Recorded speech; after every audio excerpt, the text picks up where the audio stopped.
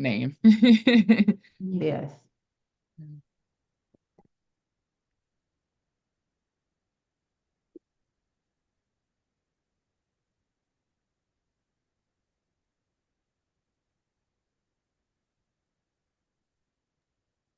And just As to, we get started, will you be doing the admitting from people if we once we Yes, switch?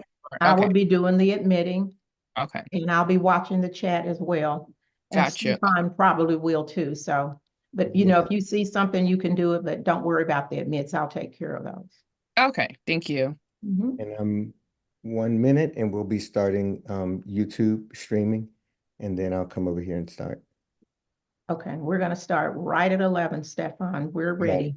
Okay, and I'm Mhm. ready over there. This is great, y'all. Looks good. Empowerment for all of us. Hmm. Yes, that's what we need. It's great. Yeah, it's exciting. It's an exciting time. It is.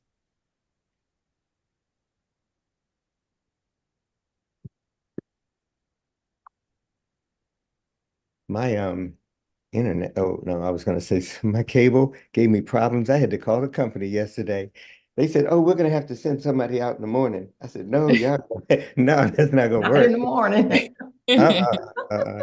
I am not available, but That's just that you mentioned that, I need to put my things on Do Not Disturb. I feel like people Yeah. like to call me when I go live or something. I need to turn this Okay, on. so I'm going to go ahead and resume the recording and then we'll go ahead and move forward. Okay.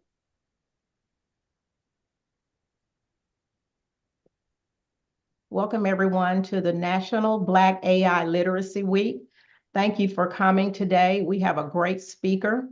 We are really excited about what we're doing this week. Last night we had a great meeting. Lots of people showed up and the camaraderie was just off the chain. So we thank you all for being here. Stefan, would you like to step in? I think he stepped away for a minute. There you go. Go ahead, Stefan. You're on mute. There we go. Yeah, I just wanted to thank everybody for being here.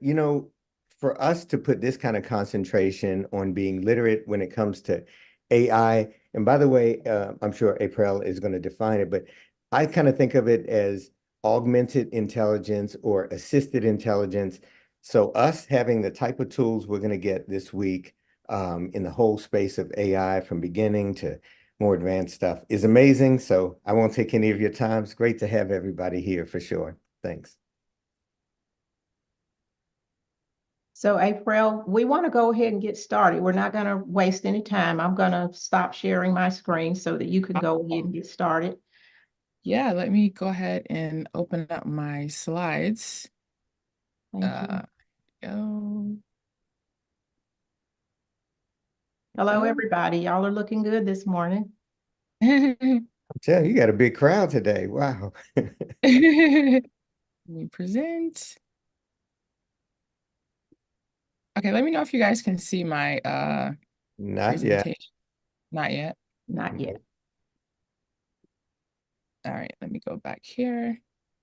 Madeline, great to see you. Arlette, Jira, Erin, great to see you. Tiffany, Denise, Nancy, Gina, Shanika, great to have you here. Jimmy is back in the room. Tambria, Natasha, Carla, Talisha, Go. Antoine is here Natalie. on time today. There we go. Okay, let me know what you can see because I'm not sure why the Just, it looks like it's coming through. It says you started. There you go. You're up now. okay, awesome, Perfect. awesome. Perfect. Thank you so much, everyone, for being here. And thank you, Stefan, for this opportunity to be a part of the first National Black Literacy Week. This is so exciting for many different reasons. I love everything artificial intelligence. I do feel like it's the game changer that a lot of our community members need. And I do feel like it's unfortunate that a lot of our community has faced it with fear. And so I love to be a part of this. I love sharing anything about AI every single day, every interaction that I have. And one of the things that I do want to kick off and just talk about quickly before we even jump in is that I believe that AI means something different for everyone. For some people, it's going to be something that helps them, if you're a stay-at-home mom, it's going to help you to be more productive. If you're an entrepreneur, it's going to help you to, build your offerings more quickly. If you're an engineer, it's going to help you to do your work easier.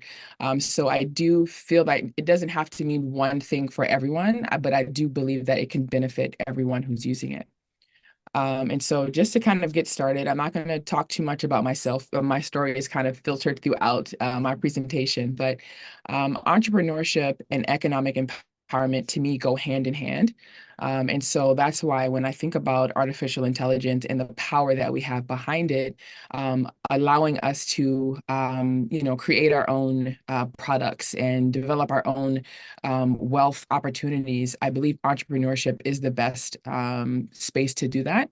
Having worked in corporate America for a very long time, that glass ceiling, you don't have to have that. And so that's why I love mixing AI-enabled entrepreneurship and then also with the power of the economy. Let's see if this is going to go. What I like to say, AI is the great equalizer, shifting the economic starting line to shape a more equitable future. And that will allow us to drive lasting impact. And so for me, when I think of driving lasting impact, I think of my daughters. I think of my grandmother. I think of all the sacrifices that my ancestors made for me to be in the space that I'm in now. And I don't want my kids to have to continuously make the same sacrifices. And so even with my children who are 13 and 16, we use AI every day when they're doing their homework.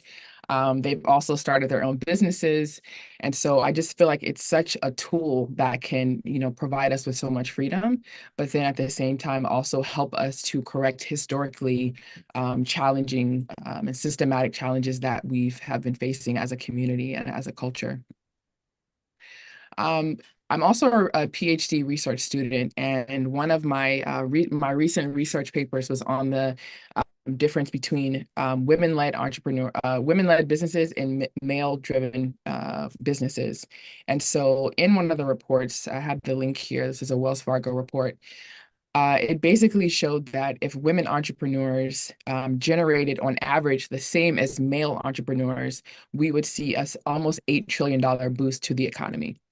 And so if you could just think of having a blank check or having a check of $8 trillion, there's so many different things that we could do with that to, make our communities better, to make the world a better place. In that same report, it did show, just if we look here to the left side, as it stands now, there are 14 million women-owned businesses. We employ 12.2 million employees, and we're only generating, and I'm not going to say only, $2.7 trillion is not a little chunk of change.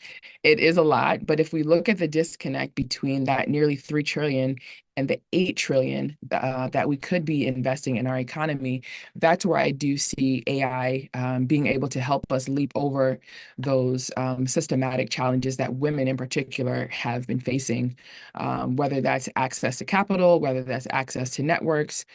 There's a plethora of different challenges that I feel artificial intelligence will be able to help us leverage moving forward. And so when we do think about the economy growing, these are some of the additional statistics that stood out to me. If we think about from a global perspective, in my business, I align it with the UN Sustainable Goals. And so one of the things that I am working to help achieve is eliminating this inequality between men and women, and also alleviating poverty. So with additional funds in our economy, with it being healthier, we could do something amazing like ending poverty. We could create gender equality.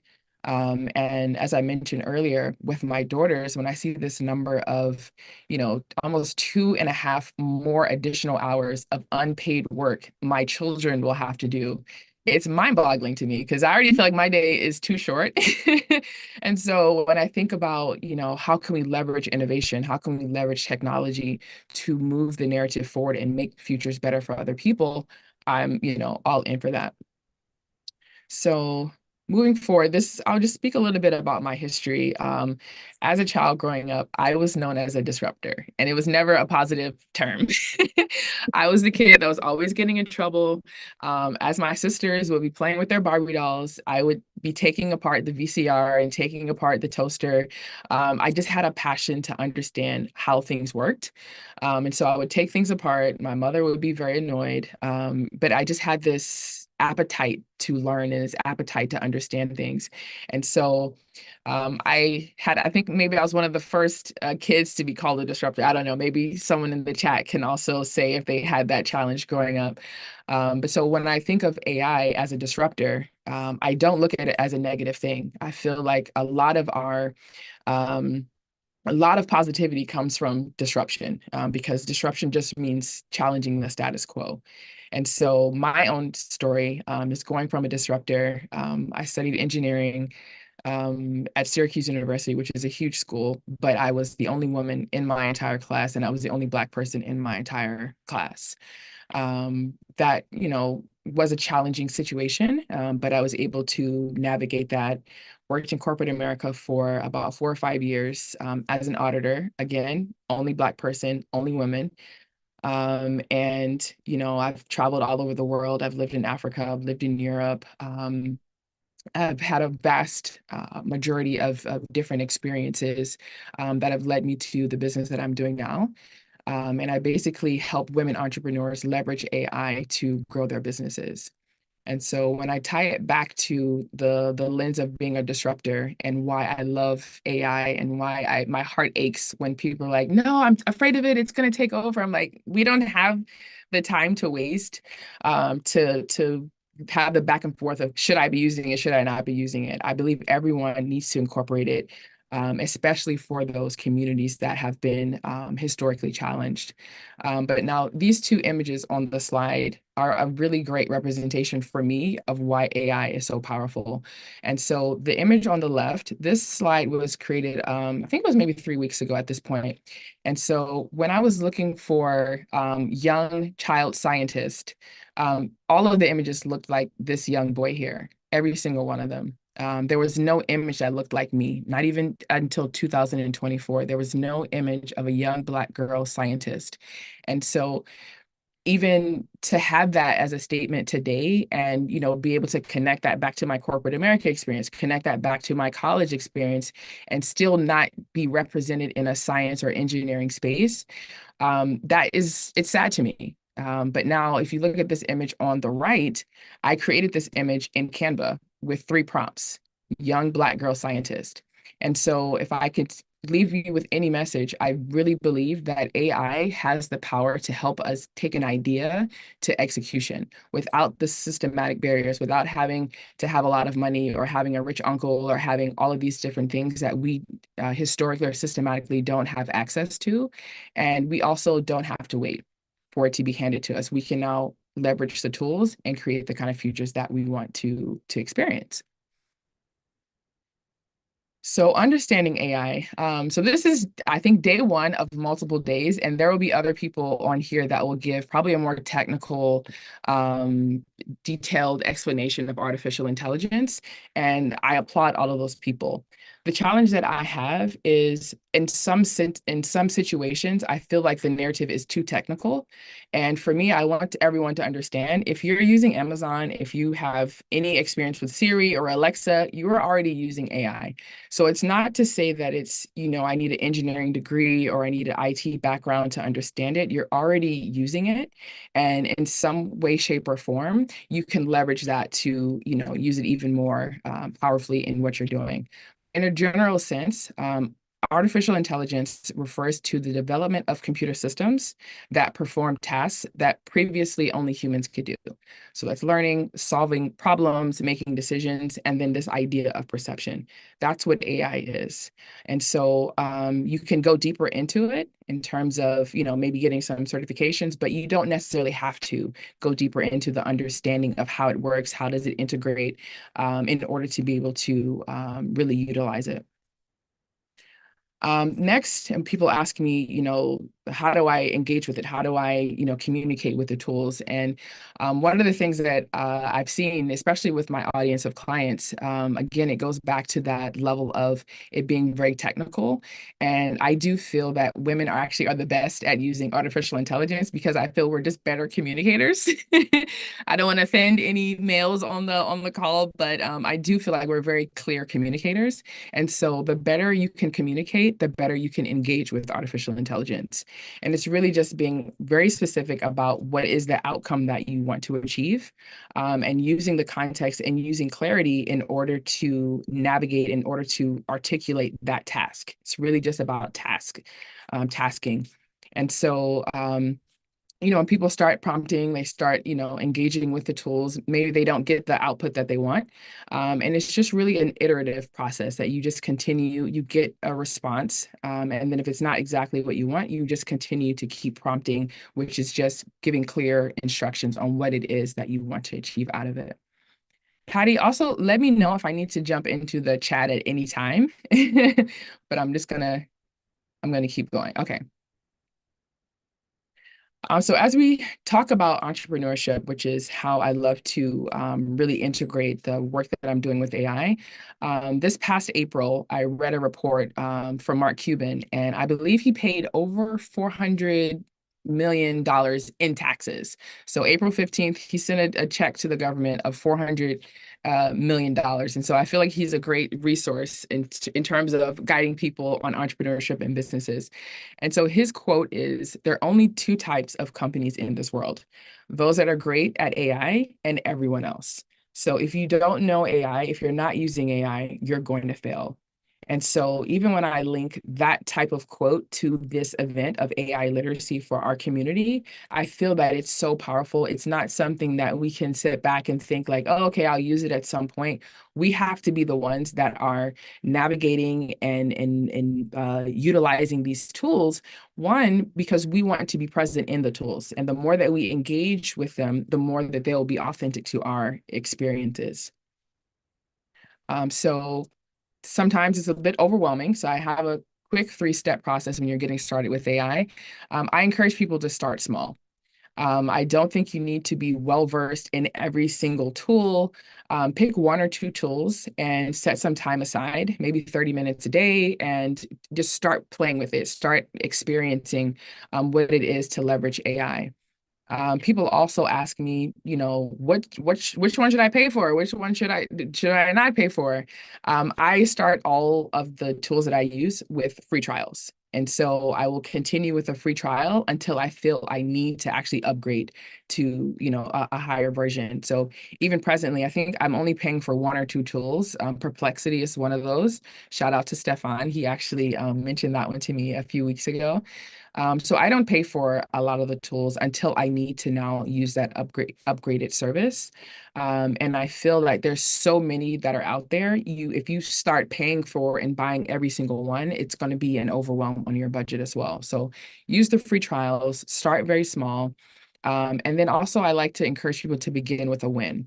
So if you're an entrepreneur, you're a small business owner, what is something that you're already great at? Maybe that's creating content, or maybe that's, coming up with this sales script. So start with something that you can articulate very well, which will make the prompting a lot easier. Don't go with the hardest thing. So if you're struggling to figure out how do I generate more leads, if that's something that's hard for you, don't start there. Start with something that's a bit easier and something that's more inclined to your nature. And that'll make the beginning steps a lot easier. And then what insights are you looking for? And what are the best next steps for you in your particular situation? That's how I would advise people to get started. In terms of use cases, there's an unlimited list of use cases, but if you're just getting started, think in terms of productivity, time management, ideation. For a lot of my clients, they're sometimes stuck in ideation or like, okay, I have this one idea, I don't know how to articulate it. The tools are really great for that because it can give you 20 different iterations of your idea. And then you can say, okay, these are the ones that I'm more drawn to versus these that are not as interesting to me. So it kind of like narrows down that brainstorming process. Decision making, there are so many prompts that can help you if you're a business owner. Is this of all of these ideas that I have, which ones are the most profit? Which ones will give me the most profit? Which one to be the most difficult to implement? So using that also as like a business coach, if you will. I think some of the more common ones are customer engagement. We've seen a lot of customer service bots that people are now using. Marketing has also been, very prevalent in terms of creating content, whether that's LinkedIn, Instagram, whatever platform you're using. I'm sorry, something popped up there. Operations, optimizing, personal development. There's just the list goes on and on. So again, just start with something that is comfortable for you. Even if it's as simple as taking a picture of what's in your refrigerator and saying, hey, what are 5 meals that I can create from the picture that I've generated? That's also a good start.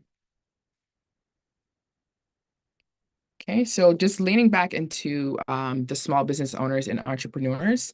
Lead generation for me has been very helpful. So articulating who my audience is and coming up with different lead magnets and different ways to communicate with that client. That's something that has been very useful. Productivity. As I mentioned, I am a working mom of two very active children. So every Sunday, I actually engage with different tools to come up with what is the ideal schedule for the week. And so then I print it out, put it on the refrigerator. Everyone knows what's expected every week. That has been amazing. And then also in terms of growing your business, automating your operations, leveraging AI can also be very helpful in that perspective. Just leaning back into another quote, knowledge is not power, implementation is power. I do feel for some small business owners and maybe entrepreneurs or people who are trying to make that leap, it can feel very overwhelming. You're like, okay, there's all of these things that I can do. Where do I start? And having all that information in your mind without actually taking action is not going to really help you leverage the tools. It's just going to create more burnout. So even with the presentation that I'm having now, there's something that you can take away from this and really start becoming very actionable about utilizing the variety of different tools that are available.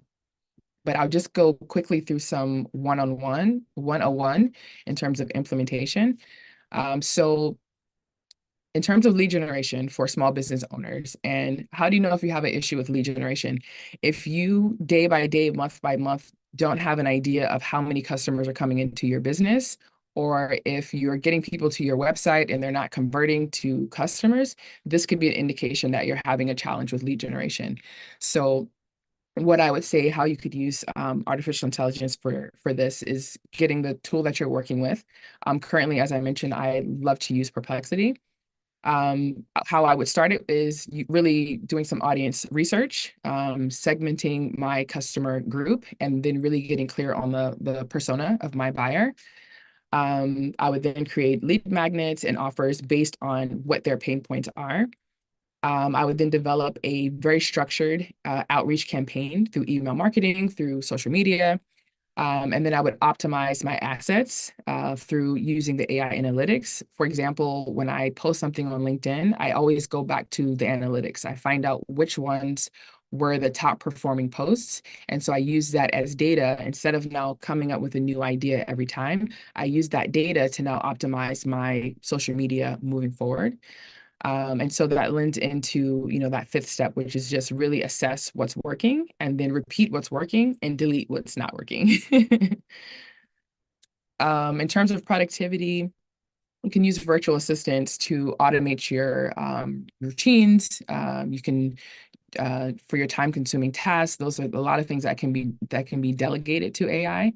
Optimizing your task in terms of prioritization and how do you allot for your time. In order to do that, again, it's just a step-by-step process. You want to start with selecting the tool that works for you. I was using Claude and ChatGPT before. Now, as I mentioned, I'm using more Perplexity, which I feel gives me a better output in terms of sourcing, in terms of engagement. So pick the tool that works best for you.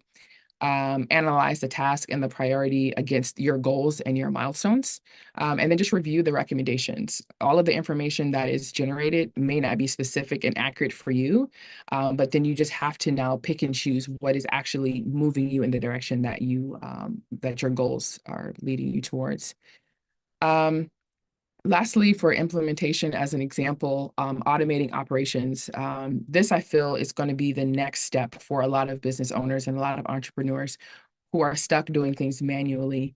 And I think as an experiment, if you are doing manual tasks, for instance, let's say you have a financial services business and you engage with your clients one-on-one and you maybe take some notes.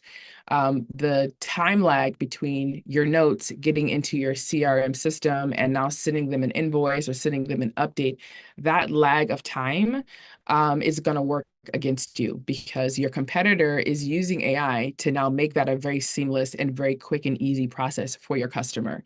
And at the end of the day, your customer wants speed. They want things to be automated. So for small business owners and entrepreneurs to really leverage AI, I would really advise you to start automating a lot of your processes. And really, that just comes down to mapping out what is your business process from someone learning about you to becoming your client. What does that process look like? And so throughout that process, you then identify, okay, what are the areas that I can prioritize to automate? You can't necessarily do everything at once, but what are the key steps that could help you make that process easier? Then again, selecting the right tools, because we all have different businesses, we all operate different ways. A right is relative at this point because there's so many tools, there's so many options. You have to pick what works best for you. Then, connecting the tools to the data, you want to then define the triggers that now create the actions. And then you want to continuously test and continuously assess what's working. I like to also say, as a business owner, AI allows you to focus on your 20% while automating the remaining 80%. So we go back to that 80-20 rule. A lot of my clients, they want to be the chief everything officer. And so they're putting 100% effort into every single part of their business instead of really honing in on what is my skill set? What is it that I'm trying to achieve? What am I uniquely gifted to do? I do believe that we all have a unique gift. We have a unique service. There's something that I'm passionate about that someone else probably could care less about. And so now that gives me the endurance to be successful in what I'm doing. And so the more we can articulate what your 20% is or what your focus should be, then it'll be easier to identify what the remaining 80% is. But for the entrepreneurs and the small business owners who continuously want to, do everything, you're very scared to delegate, you're afraid to even ask for help. In the age of AI, that's going to really put you behind. And so do the work of figuring out what is it that you specifically can do very well, which AI will not be able to replicate. That's another challenge that comes up in a lot of conversations that I have. And people are like, oh, am I going to be replaced by AI? Am I going to be replaced? Is my job going to be replaced? If you're doing mundane tasks that could even be outsourced to uh, the Philippines, India, if those are the tasks that you're focused on, yes, you will be replaced. But if you're focused on the one gift or the unique talents that you have, that is not something that you'll be replaced by. So I do want to inspire people to really hone in on what it is that they do well and focus on that. AI, artificial intelligence, is a ever-changing landscape. And once you feel like you've got it down pat, there's something else that's going to come up. There are new additions to tools that happen all the time. There are a variety of different tools that are coming out. And so how I like to think of it is just becoming an experimenter, becoming a scientist, and just really being aware of what's happening in the space, but not necessarily feeling tied to any particular tool or any particular algorithm or whatever, anything that's current, because the landscape will be changing. The things that will remain constant is that we need to be authentic as we're using it. Remain true to who you are, your core values and your vision, because that will be apparent. That will come out in if you're using, let's say, Perplexity to create your LinkedIn posts and it doesn't reflect who you are, at some point that will come out. So continue to be authentic. continue to be responsible, prioritizing ethical and, responsible use cases for AI. Also, I would say proactively address potential bias that we find in the tools. And I know there's some speakers that will be talking more about the biases later in the week. And I also would like to challenge people to hold yourself accountable for the impact that that you're leveraging AI and what those solutions will have on our society, not just for us right now, thinking about our children, thinking about our grandchildren. One of the things I also like seeing now is a lot more transparency. And so if that's in, the way that people are developing their tools, when I see someone posting something and they're like, my co-pilot was AI, I like to see those different things because it's welcoming and it's also showing people that, hey, no one's doing this on their own. We are leveraging tools. And so I think everyone should have access to that. So, being open about how you're utilizing AI, clearly communicating, and then just embracing this idea of transparency. Also, as I've been transparent about how I use AI, it's also helped other people to say, oh, okay, I could use it in that way. I could use it in this space. So I think transparency just lends itself to a greater community having greater access.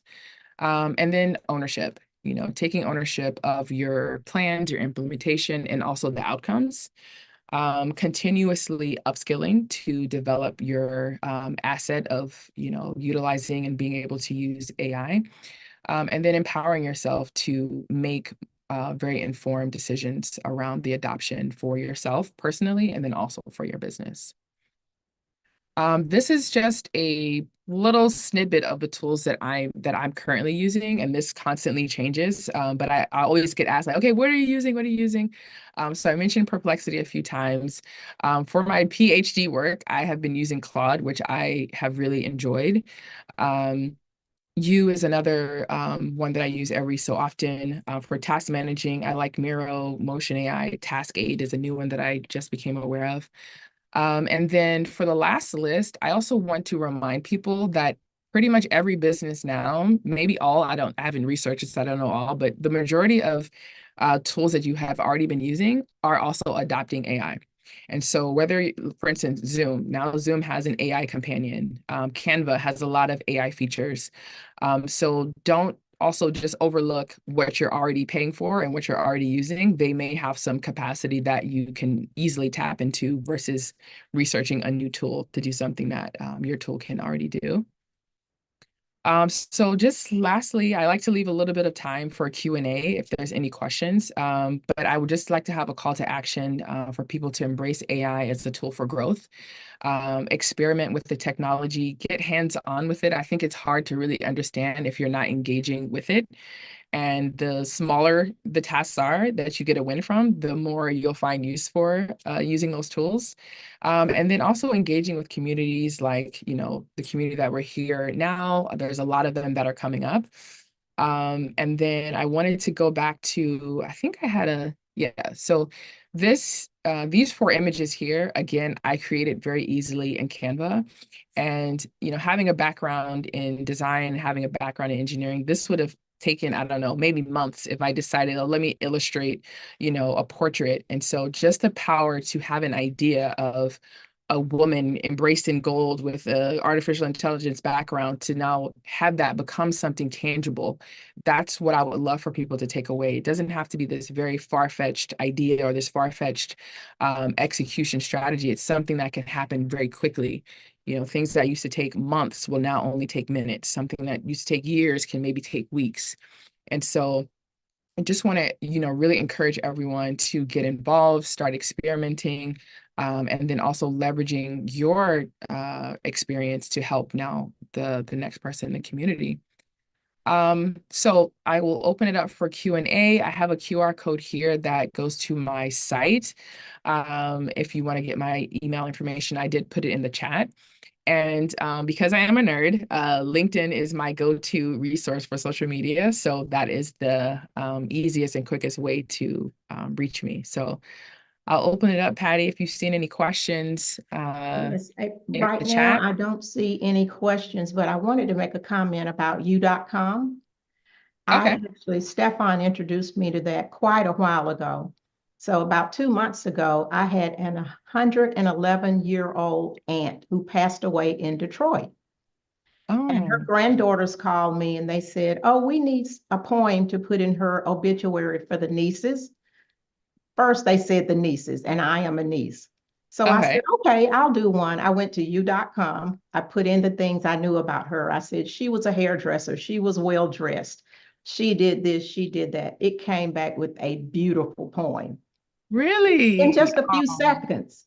And yeah. so I went ahead and spent a few minutes and I sent it to her granddaughters and they said, oh, since you did this so quickly, can you do one for the nephews? And I said, sure, I can. And I think I told Stefan about this. Since I used AI, I didn't mention it to them. And you're right, you should let people know. I waited until the next day to send them the one for the nephews. It was good too. But I was like, they thought that I just said that would have taken me days because I would have revised it and Right. thought of something else the next day. There were a few things that I took out because sometimes these systems can be very verbose. And you Yes. just have to go in and take out some of the extra words because I'm like, that doesn't sound like me. And once I edited it down a little bit. So that's Yeah. a very practical use, you all, for something we can do. I find that u.com does very well on recommendations. Like one of Okay. my clients asked me to write a recommendation because she was trying to get a grant. And Mm, I said to her, send me your resume. right. I put Yeah. her resume in there and I said, write a recommendation. And it did. It was pretty good. I Yeah. just made a few revisions. So those are some of the things that I I think have it's a great first draft. Like, so if you think about the time it takes to get to a first draft, and then maybe your imposter syndrome kicks in, maybe you get distracted by something else. I think it gives such a great first draft. You still have to put your own nuance on it, but in terms of getting started, there's no reason not to get started. Whether it's a poem, whether it's a business plan, whether it's updating your LinkedIn profile, it eliminates that barrier of how to get started. So that's what I love. I was trying to expand I see Dr. D Joy has her name up. I was trying to yes. expand uh, Yes, oh, there we go. Okay. So I can, yes, yes. hi. Hello, hello. How are Good. you? I'm How are Dr. you? Joy. I thoroughly enjoyed your presentation. I'm very happy to be here today. And one thing that I really appreciate about your presentation was how during one slide you suggested, maybe just dedicating a mere 30 minutes a day to just play with two two tools or three tools over a course in time. I really appreciated that because I think as you can imagine and maybe even what you've seen is that I'm surrounded by very very smart people, and sometimes people are so smart that all this AI stuff is just so overwhelming. Yeah. It's like which one and what do I need? And it can just be so overwhelming. And particularly if, things come easy for you intellectually, to Right. be told that, oh, you have to learn this, you have to learn that. And so Yeah. I really appreciate you kind of simplifying it in a way that makes sense for busy professionals like myself. Yeah. Yes, so thank you very much. I appreciate that aspect of your talk. You're welcome. And really stand behind that. I have an engineering background and I also feel overwhelmed with AI at times, depending on what I'm doing. And so I think that you just have to be comfortable knowing that as long as you're engaging and you're doing something, you're keeping up. But that idea of being ahead of everything artificial intelligence, it's not possible, right? The tools are built so that they can outpace us, so they can do things. If it learns something once, it takes 5 minutes. The point of it is that for the next time it should take 1 minute, right? So that idea of keeping up, this is not the narrative, this is not the agenda of keeping up. What you want to do is be able to incorporate it into your day-to-day life. As you mentioned, you're already a busy professional. How can you help it to leverage so that you're not as busy, right? So whatever you're already doing, how can you incorporate it into what you're doing so that you can save time and be more productive, but you don't necessarily have the capacity to add more onto your plate, right? So I just Right. make that clear. It doesn't mean that you're behind if you don't know all the new tools that are happening, right? It's just what tools do you like using, which it could change over time, like anything else that you're using. I used to love, before like all these new kitchen appliances came out, we were using the stove, right? And then other things came out. So you're still on the journey, but don't feel overwhelmed that you have to know what is the latest of everything. Just how can it help you right now to make your life maybe 1% less busy, and then you can leverage that into other areas. Well, Miss Patty said one reason just now. I needed a letter of recommendation from my mentor. I mentor a lot of people, but I also have mentors, and I needed a letter of recommendation. And she said, "Oh, well, I can do your letter of recommendation." And so then, like, she sends me a letter of recommendation like 10 minutes after I asked her for it. And I was like, "Did you already write this?" She said, "Oh, I just put your curriculum vitae in AI and it popped this out and I just proofread it and sent it back to you." I was like, Lord have mercy. Yeah, yeah. Any Yes. more So Miss questions? I know. Patty, you're right. Oh, sorry. What were you saying? I said Miss Patty is right in terms of how she's using it for letters of recommendation. Yes. Yeah. Yeah. One thing I wanted to mention is I feel like AI is very effective when you know something about the subject. Mm-hmm. Just use caution when you try to use it for something you really know nothing about because you're not going to edit as well. Yeah. When you know the subject and you really just need a starter, as Aprelle said, and then you can go in and beef it up and maybe add to it. But if you know nothing about it, I think easily you'll be found out that you don't Right. know anything. So don't That's go a there. good point. That's a good point. I was helping my daughter. She is in the sixth grade, and I don't know, math and science have changed since I was in the sixth grade. And so she was learning something that I had no idea.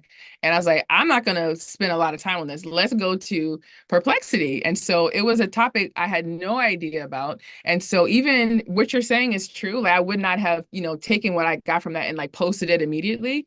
But as we were engaging with the tool, it helped us to understand it in simpler terms. So we're like, hey, explain it to us as if we're in the third grade, right? And so it helped to educate us about a certain topic. And, it was helpful in the long run. But yeah, I would say don't be afraid to explore. Don't be afraid to be wrong. And even in the sense of transparency, you can be transparent. Like, hey, I'm learning how to use the tools. This is the output that I received. People will give you feedback, and it's a start to just experiment, to not be held in fear or feel overwhelmed by it. Yes. Did you see any more questions pop up? No, just a few comments here and there, but Oh, I don't see any questions at all. Are there any questions? If you have a question, open your mic.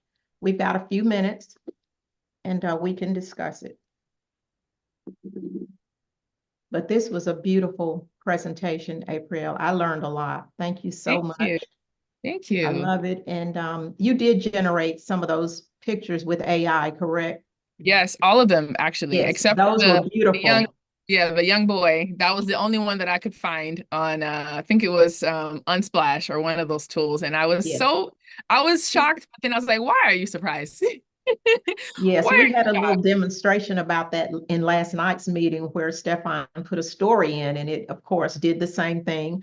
And then he went to another tool, Latimer AI, and John Yeah. Passmore was on the call and he put the story in there and it was totally different. So, Yeah, that's a good point. With Latimer and then also with Aaron's platform, Chat Black GPT. GPT. Mhm. Yeah, I think those are also tools I put on my list that I want to start just engaging with them so that I can see what the difference is. Because, I'm very displeased that there's so much money and resources that are going into these major tools, but then we're not represented in the output accurately. So that's also a challenge that I'm going to put on myself to also start leveraging tools that are built by people that look like me and have the input and experiences that I know. So shout out to Chat Black. I'm saying it incorrectly. Aaron, please correct me. You actually said it perfectly fine. And Oh, this is okay. a session, by the way. Thank you. Yeah, so Thank we you, do need to Erin. support our implementers and people who are not, just using the tools, but also, producing things that are accurate to, what we want to experience. So, yeah. That's great. Well, that's basically what we have today. There's most of you, if you're here, you probably have the schedule for the next session that starts at 1 today. We hope that you'll come to as many of these as possible. This is number 2. So right now we have 38 more this week. Each day we have quite a few. So when you signed up, you should have received the entire list. So if you haven't chosen anything else for today, do that. And then each day, if you look at it, go ahead and choose something. These have been very engaging, and the networking, I think, will really be wonderful. Stefan, did you want to close us out? Yeah, just I'm watching this conversation and it's like community is being formed. So it's incredible. Aprelle, this was a very well thought out, well put together Thank you. presentation.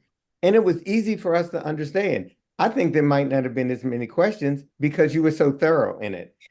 And you gave us simple places to go to. U.com, Perplexity. You put them over there. So very well done. That's Thank you. amazing. This is everything that the Black AI Literacy Week was meant to be, helping us to learn how to read. So thank you. And thank you, Patty, for moderating this. Yes, thank you, Miss Patty.